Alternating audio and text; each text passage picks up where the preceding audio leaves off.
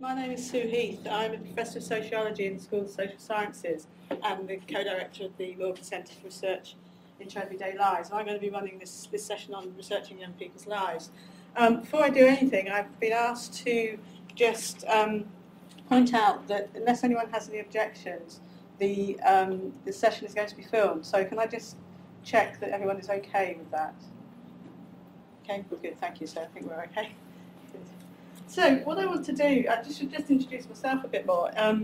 I've been researching young people's lives on and off for over 20 years now, and most of my research has been around young people's transitions to adulthood, particularly around issues to do with housing and domestic transitions, but also a strand of research around educational issues as well, gap years, higher education issues, gender and education.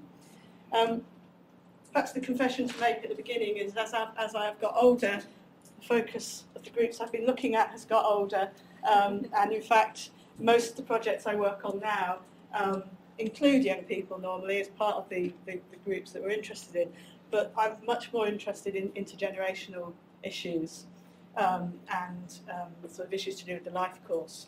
So I don't know whether that says anything about the nature of youth research and how it takes your career. But, okay, so what I'd like to do is to do a number of things today. I'm not going to say a great deal, actually, about research methods as such.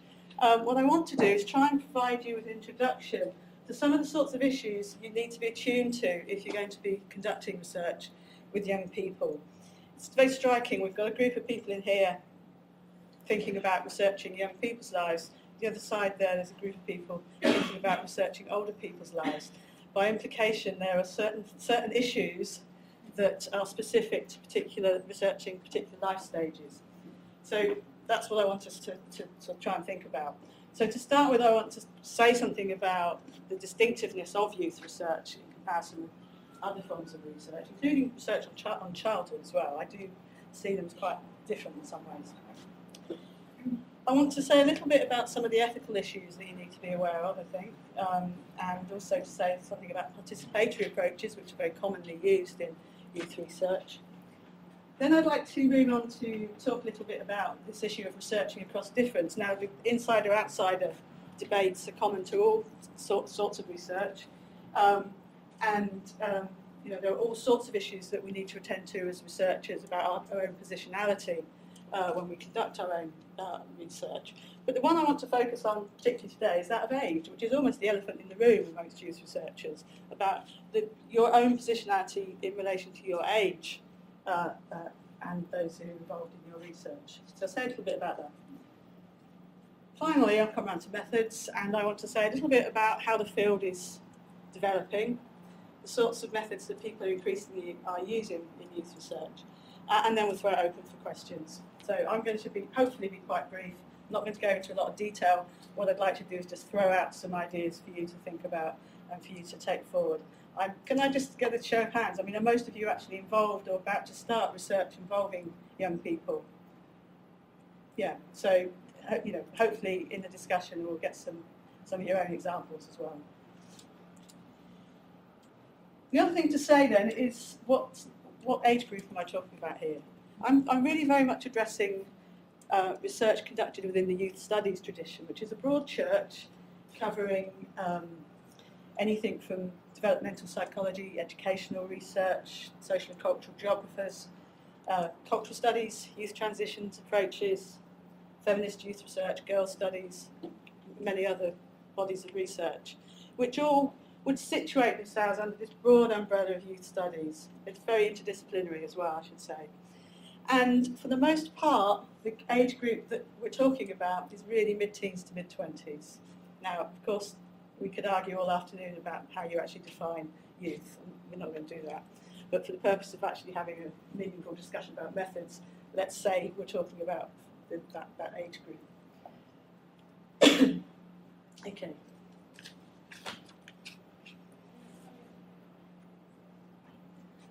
So, I've already suggested then that youth researchers with older people, argue for the distinctiveness of some of the issues and challenges that they face.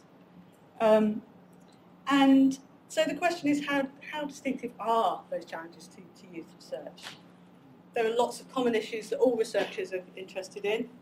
Some of the ethical questions I'll be thinking about, of course, are not distinctive to youth research, but nonetheless, many people would argue that it's important to think about youth research as a distinct field. There are also lots of commonalities between youth research and research with children. Again, a lot of books have been written which are about researching children and young people, as if they're somehow interchangeable. Now, there are some common issues, but I think it's also important to think about the distinctiveness of that particular group that we're talking about. And partly that's for a number of reasons. I think firstly, young people are taken as a very important barometer of social change in most, if not all, societies. There's a very considerable significance placed on young people in terms of trying to make an assessment of the current state of society and perhaps thinking about what our future societies might look like. You have to think about discussions about what the impact of the recession has had on contemporary young adults in the UK to see how that works. We also need to think about the very specific contexts in which many young people in different cultural settings live their lives. They tend to operate in very age-specific contexts, very specific institutions which are based on age and through which they are segregated from other age groups. They may experience their leisure activities in very segregated settings, targeted, activities which are targeted specifically at younger people. So they're being constantly separated out from these other age groups, whether that's younger age groups or older age groups. For those of you who are interested in policy and the impact of social policies and various government policies on young people's lives, then this takes on, again, particular significance. Because in most societies you will see very strict age-related legislation which provides a clear cut-off between young people and the life stage of youth and that of adults. In the UK, for example, 25 is a quite significant age in terms of when you begin to be considered an adult for many benefits, although for those of you who know anything about housing benefits, you know that under 35 has now become quite a significant age, not just 25. So there are policy contexts which shape young people's lives in a way they don't shape older people, or indeed even affect children.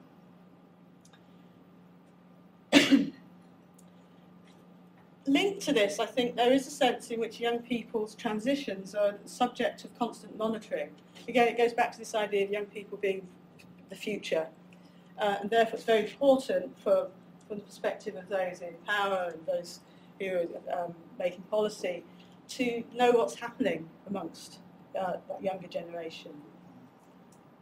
So there's a need to monitor the transitions to adulthood to make sure they're going okay, or not, as the case may be. It's a phase of the life course which is very strongly associated with ideas of risk and vulnerability. And also that sense of risk and vulnerability tends to justify all sorts of interventions in the form of guidance and protection towards young people, a whole sort of intervention industry, if you like, which affects young people's lives. And some commentators have argued that these interventions are very much about focusing not so much on who young people are now, although that's not unimportant, but thinking about the implications of what's going on in their lives now for how they might be in the future and how society might be in the future. And I think another factor which I'd want to flag up, and this is where there is, of course, great commonality with research on children, younger people, is this notion of the relative powerlessness of young people. That it is the case that within most research projects they're being conducted by older people on younger people, often in institutional contexts where they might feel compelled to take part in research, and we'll talk about that a bit more in a moment. So there are some issues there. Again, make this a distinctive group. So I want to argue that there are certain factors that make youth as a life stage particularly distinctive in terms of when we approach it as researchers. I want to to follow on from that, really, to talk about some of the ethical issues that then arise as a consequence. And the first of these is what I would call the youth researcher's dilemma.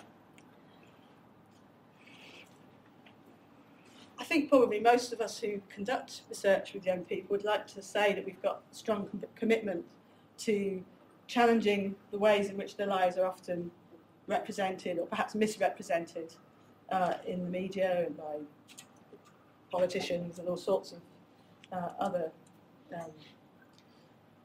institutions. And so many youth researchers have a very strong political, sometimes with a large P, but almost invariably a small p, a political commitment to wanting to work for the betterment of young people's lives and wanting to challenge those misrepresentations. Many would argue very strongly that they want to give a voice to young people through the research that they do. They want to represent their lives fairly whilst avoiding the pitfalls which I think we can sometimes fall into, on the one hand of demonising young people or on the other hand romanticising their lives. The dilemma is this, though, that in the process of doing that, there is a danger that we might actually further objectify young people's lives by imposing an adult gaze onto their lives and imposing our own agendas and research interests onto them. So there's a sense in which the research process itself can become about controlling, governing and objectifying young people's lives. So it's something we really need to be very aware of and to be very reflexive about. Reflexivity is important in all forms of research, and for different reasons with different groups.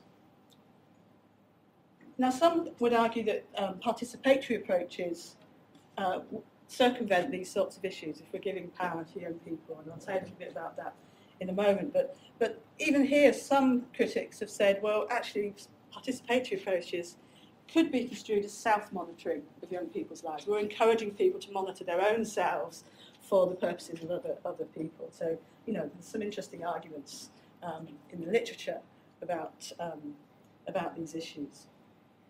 So I think the bottom line is the need to be important, to be sensitive and reflexive about these issues as we think about our ethical stance in relation to youth research.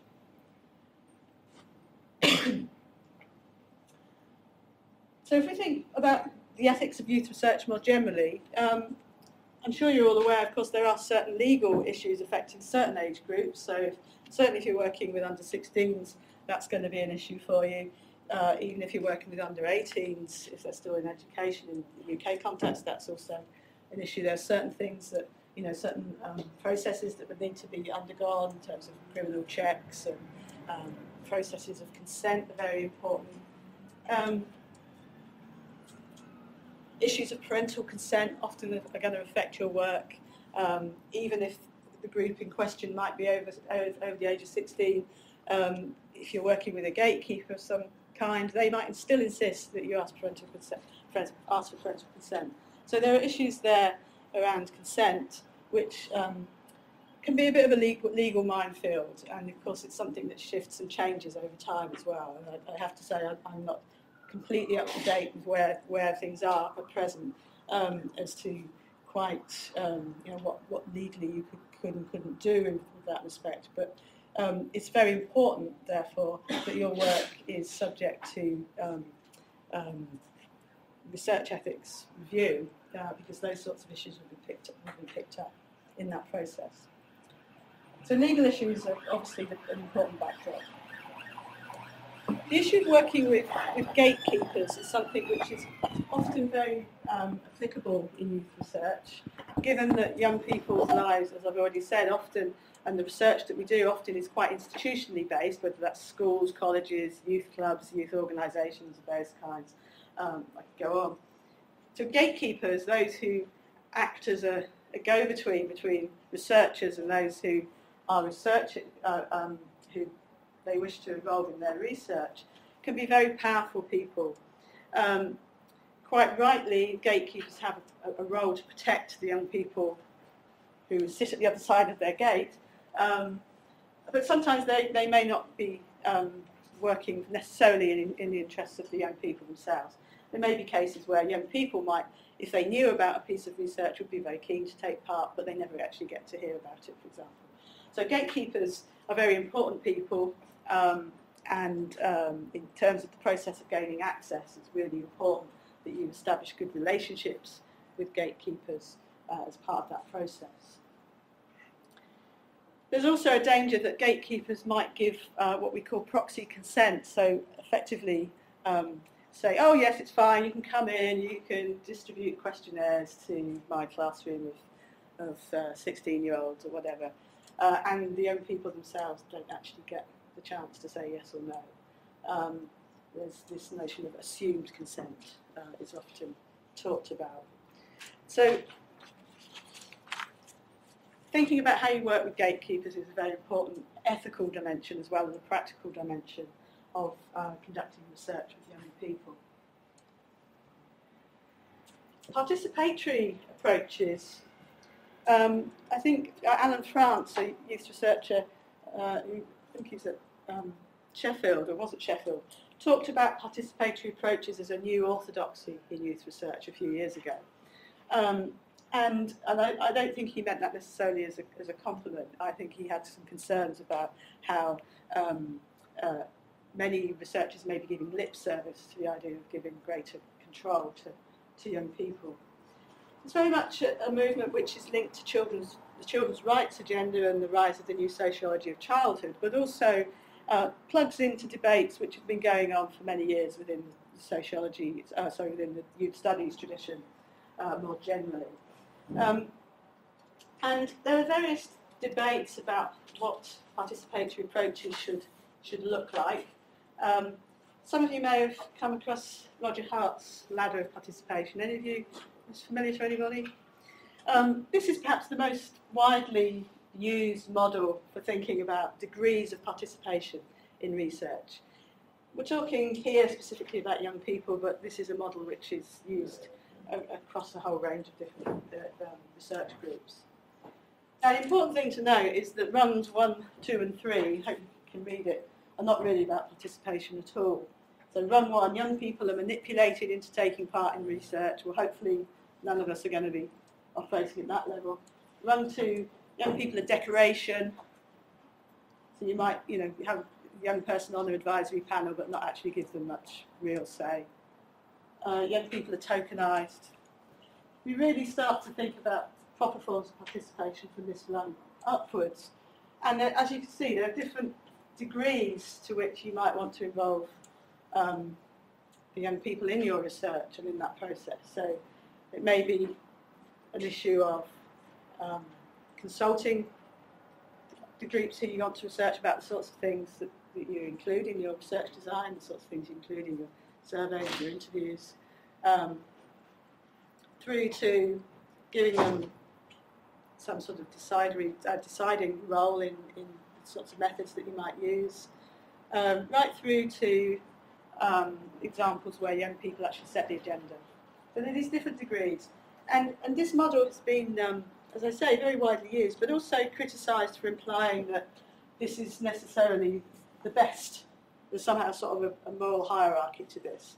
And some would argue, well, actually that's not very helpful because it's not always possible to achieve that in certain settings. One needs to think about the particular research questions, the particular ends of the aspired to in the research. So there's a lot of a discussion about what this means in practice. Just to give a few examples, it may be then that you, in constructing your research design, you might consult with young people, either a sort of separate group of young people or the young people who you're actually going to involve in the research directly. It's not uncommon for projects to involve young people in the process of data generation and collection. So you might train up young people to interview each other, to conduct interview surveys with each other, for example. You might use methods such as video filming of various kinds, photography projects, etc., which are very much, the agenda is set by those who are actually doing the research. And those sorts of methods are often talked about in terms of youth-friendly methods, and I'll come back to that terminology at the end.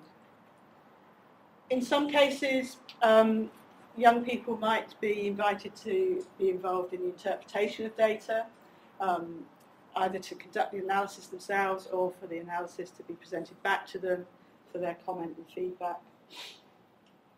In some cases, young people might be involved in the entire process. Just to give you an example, I have a currently involved with a postdoctoral researcher in sociology who is conducting an evaluation of a local housing scheme for young people.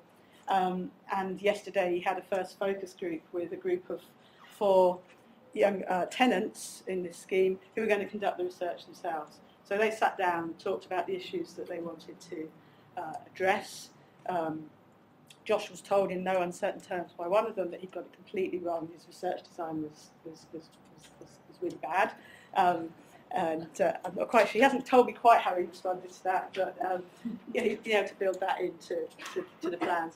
And this group are going to go out and conduct the interviews with their, in this case, with their housemates, and then come back and help with the writing of the report. They're going to be involved in the dissemination of the findings to the housing association in question. So that's another way in which young people may be involved and participate through dissemination, particularly perhaps through dissemination to their peers. So it's an area of a lot of debate, a lot of discussion about the best way in which to do this. I think some of the key considerations, regardless of where you want to situate yourself on that ladder, whose voice is really coming through. Are young people just being used as a way of dressing it up as a participatory approach? And I think that does happen quite a lot. And who ultimately holds the power? There are no right or wrong answers to that particularly. I think it's very contextual, but those are the sorts of things that need to be considered. Okay.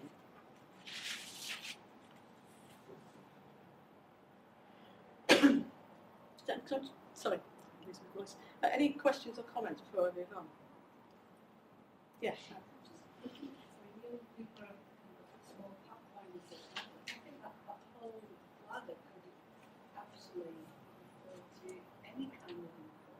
Yes, indeed, yeah. Yeah. Yeah, indeed, yeah. And yeah, so these debates are going on in all sorts of different contexts of different groups of potential participants. I think they take on particular significance in the youth context because of some of the legal issues as well, and issues to do with consent. Yeah, one more. And if you're looking at maybe a slightly more vulnerable group of young people, would you maybe prioritise things around parental consent?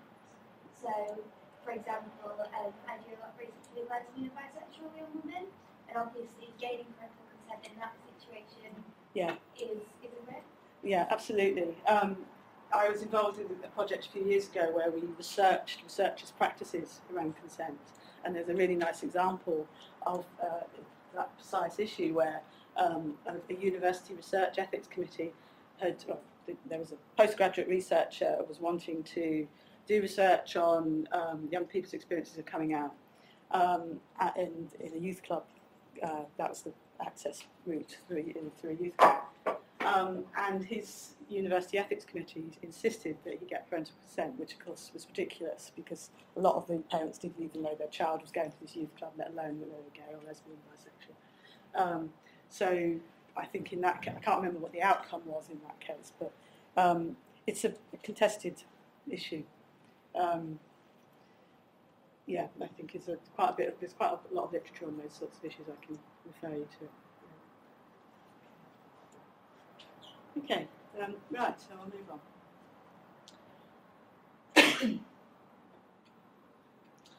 Right, so I wanted to just move on to address this issue of research across difference. Now again, the issue of insider and outsider status is a very important issue in any form of research. All sorts of debates about whether there are advantages of being an insider, or whether there are advantages to being an outsider. It's often felt, for example, that as an outsider you can ask the naive questions that an insider couldn't do. But on the other hand, being an insider to the group you're researching might give you much better access in the first place. So those are just two examples of pros and cons. It's a very big field of research in itself. There's a lot of really interesting work looking at this in relation to factors such as gender and ethnicity, social class, sexuality, how these different factors might affect you as a youth researcher, both pros and cons in relation to that. And in terms of whether it matters, yes, of course it matters. It's always going to matter. It's always going to be a factor in how you are perceived, how you are received by the groups of people that you may be researching. The important thing, and I've said this already a number of times, but we'll just emphasise it again, the importance is to think through how it might matter for you as an individual. So to be very reflexive about your particular position. But I think surprisingly little research and debate has focused on this elephant in the room of the age of the researcher. In participatory research, of course, research might be done by peers. It might be led by young people themselves. That doesn't necessarily make it problem-free in this regard, but it certainly does away with the problem of differential age. But in most cases, youth research, even if it's not being done by, it's at least being managed by people who are much older, in some cases very much older, than those who are involved in the research process as research participants. And none of us are getting any younger in that sense, so it's not a problem that's going to go away. And there are a few interesting reflexive pieces which pick up on this. There's a very good book by Amy Best, American sociologist, on youth research. It's an edited collection. I recommend it.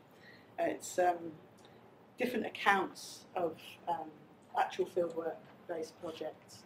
And several of the chapters in that book are about age. So negotiating age is a really important issue then. And if we think about what Richmond says, and this is indeed in the Amy Best book, as adults, youth is the only category of oppression that we have all experienced and then left behind to become members of the more powerful non-target category of adult. So, these different categories that are in operation. And I think importantly, as youth researchers, it's not enough to rely on our own experience of once having been young, because that might be a very long time ago for one thing, but it's just not how we need to operate. We're invariably operating from a position of privilege and distance by definition, and we need to think through how to negotiate that, really.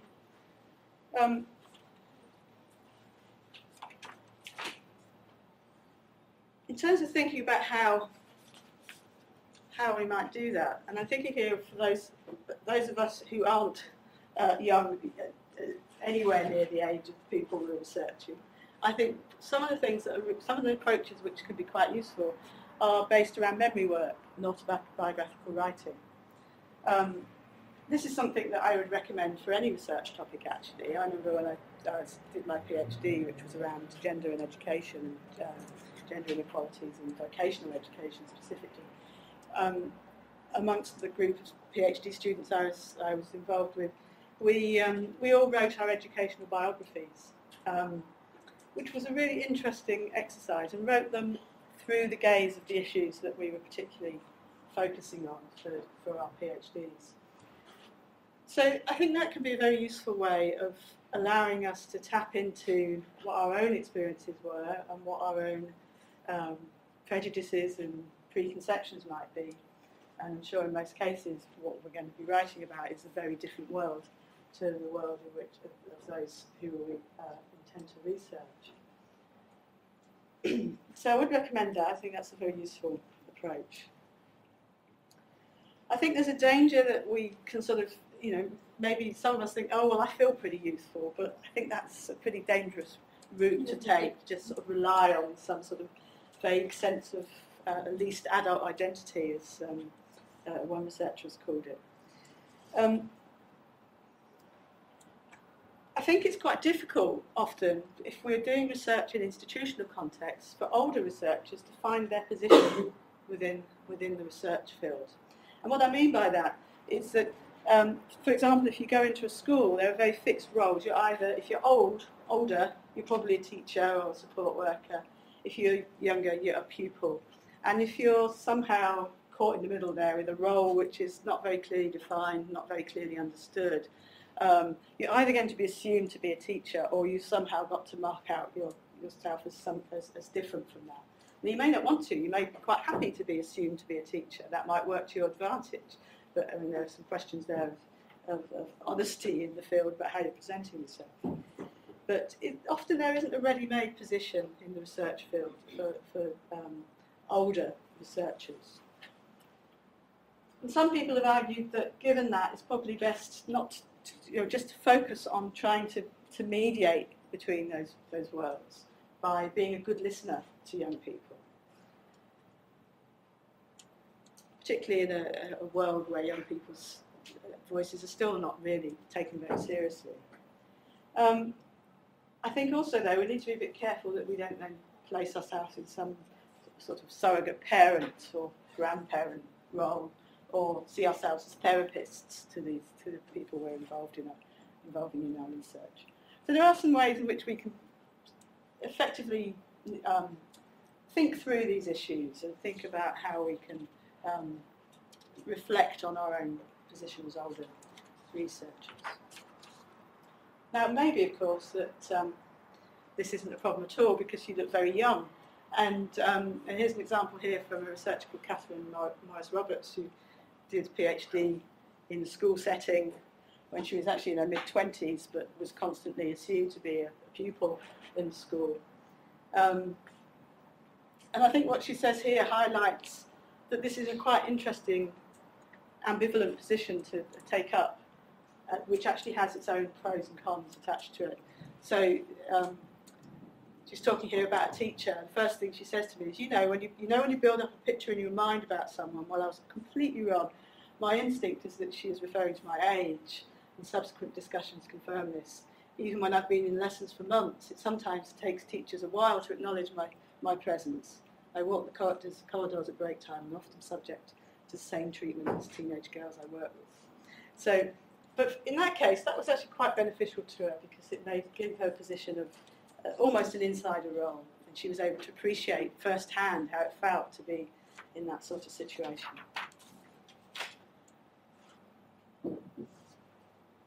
Okay, so my final slide, just to say a little bit about the sorts of methods that are increasingly being used in youth research now. I haven't really said much about specific methods yet.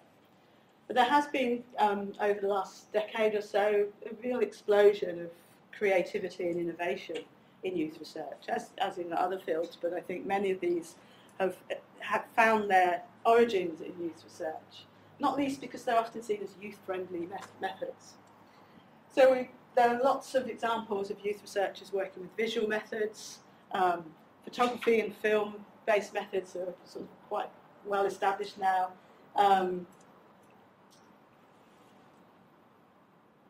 In addition to film-based methods, researchers use methods such as projective drawing, cognitive mapping exercises of various other kinds, timelines, getting young people to sort of draw their life plan, etc.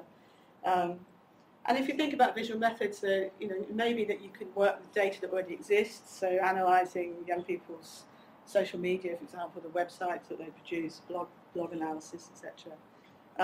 Methods where you actually ask young people themselves to produce images, and methods where you might actually produce images as a researcher for young people to respond to. Online methods, again, it's a lot of debate about whether conducting research online is actually about old methods in new contexts. I'm inclined to think that, for the most part, that is the case. But of course, there are certain things which are very new about that in terms of how you might use social media to conduct research with young people. I think the great thing about online methods potentially is the geographical reach, and also its ability to allow you to access otherwise hard to reach or invisible populations, given that there's there's a Facebook group for everyone out there, it would appear. And then mobile methods, that might be one that is less familiar to some of you. A very interesting turn around towards mobile methods, so walking interviews, for example, going out with a young person into their locality, walking the streets with them, talking to them about the people, the places that matter to them. Research journeys where you might go, again, an example would be some researchers at Cardiff who used to take young people out on car journeys and interview them about their locality. These are often constructed as youth-friendly methods, although it's sometimes quite surprising that when you do give young people a choice of methods, how often they might choose the more conventional methods. Certainly some researchers have found that. I think these sorts of more imaginative, creative methods are often very much concerned with capturing the complexity of young people's lives. John Law talks about messy methods for understanding complex lives. Often perhaps appealing to sensory aspects of life, you're trying to research the more intangible elements of life. And then finally, just to make this point, that a lot of these methods are about mixing, about hybridity, about crossing over methodological boundaries, creating a palette of methods, not just relying on one single method, often qualitatively driven. And I think these different combinations of methods, some more conventional methods, more imaginative, innovative methods, can often create some really nice combinations which can have the potential to become greater than the sum of their parts. Okay, well I'm going to finish there. Just shameless plugging. There's a couple of books which I've been involved in, which cover on some of the issues that I've talked about today. But there's a very good field of books around these sorts of issues, and I'm happy to recommend others if you're interested. And I'll open it up for just over 10 minutes or so for questions. Yes? Hi, can I ask if you can give a few examples of some of the last thing you touched on there, so the sensory-oriented attempts to understand engage with less tangible aspects of your concept? Yeah, nice example, and I can't remember her name, researcher who worked in the Morgan Centre with us for a while, who used sound-based methods in her PhD. She did a PhD which looked at heavy metal and its significance to people's identities. And what she did was to run focus groups where people would come along and play their favourite pieces, and everyone was asked to respond to the music and to write down their thoughts about the music and how it made them feel. They were sort of trying to plug into emotion. So that would be one example. Using sound as a way of generating emotion, as a sort of way of getting at a particular aspect of young people's lives. Yeah, that would be one.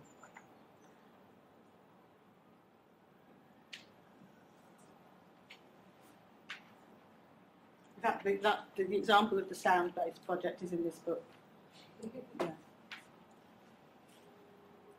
Yeah. I was thinking, linking to the keynote this morning about how the data that's collected can have an impact on policy.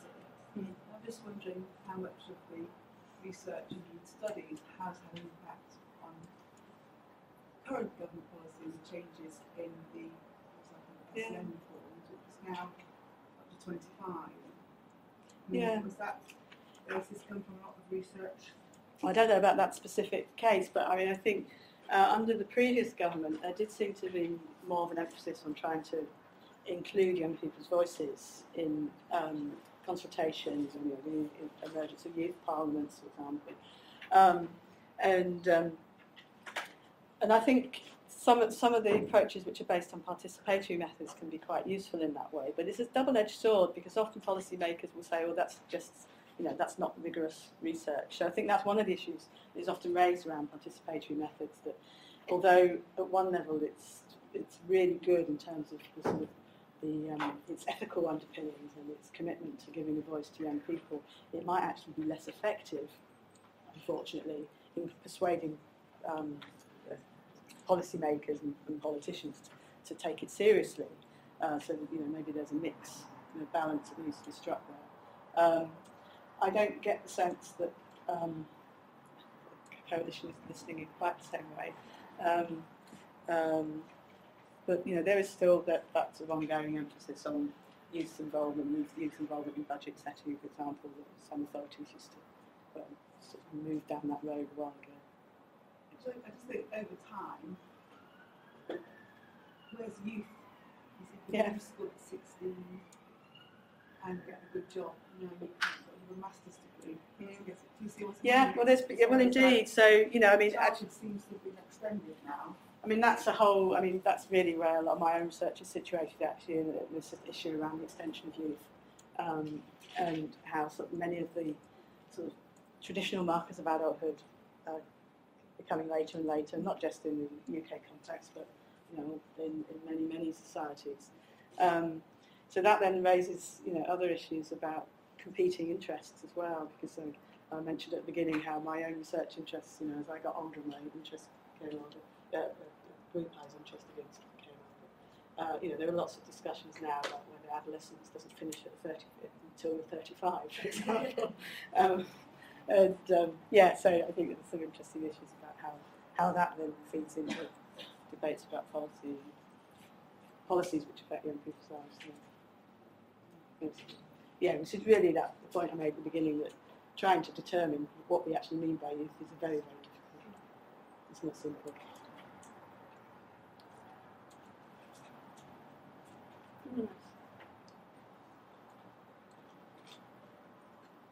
Anyone come across any of these issues in your own research that you'd be prepared to talk about? I had one example earlier. Thank you.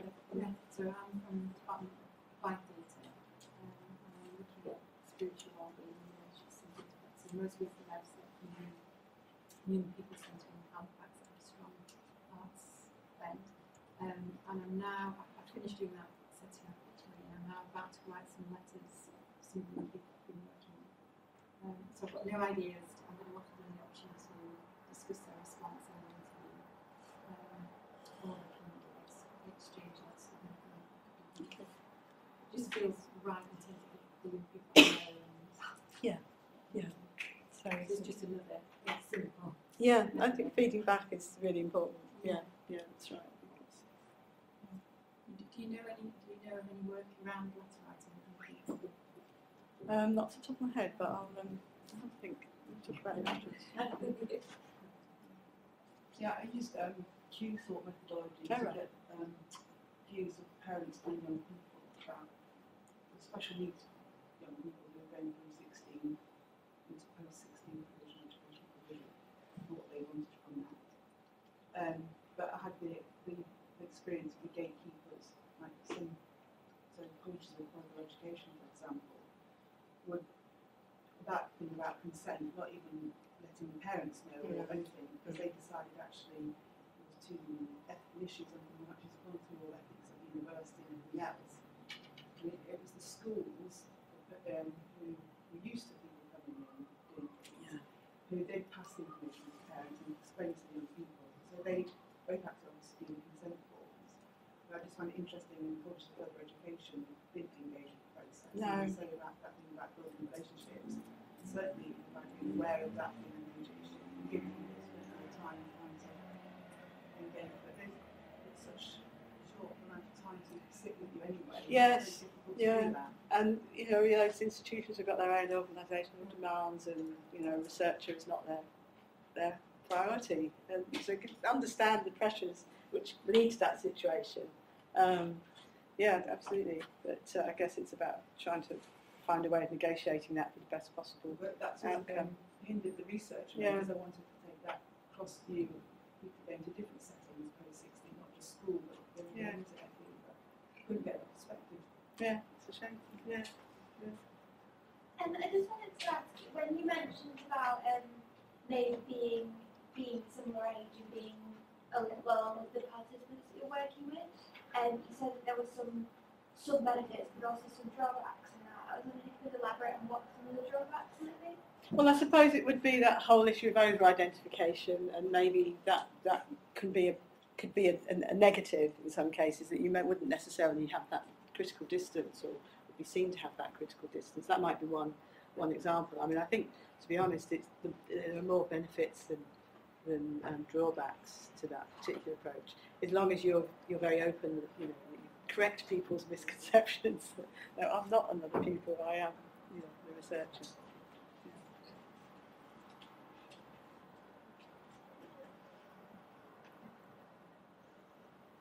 Yeah. The phenomenon researching had 3 young people in it, but I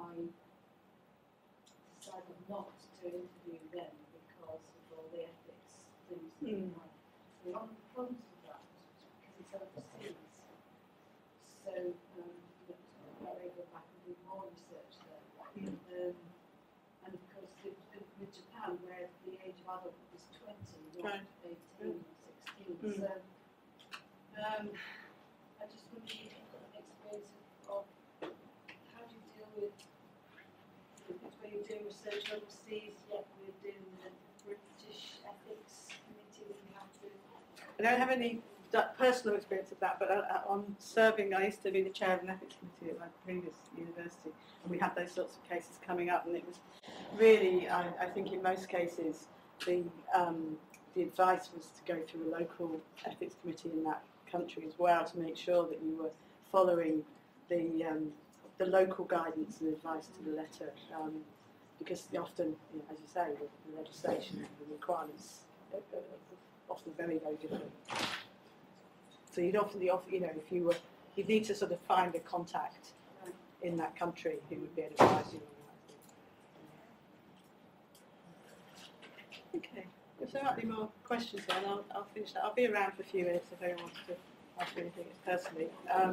I think the slides will be going up. Well, I might add a few additional references to those as well, so some of the things that I've talked about along the way, a few extra references. Good, thank you.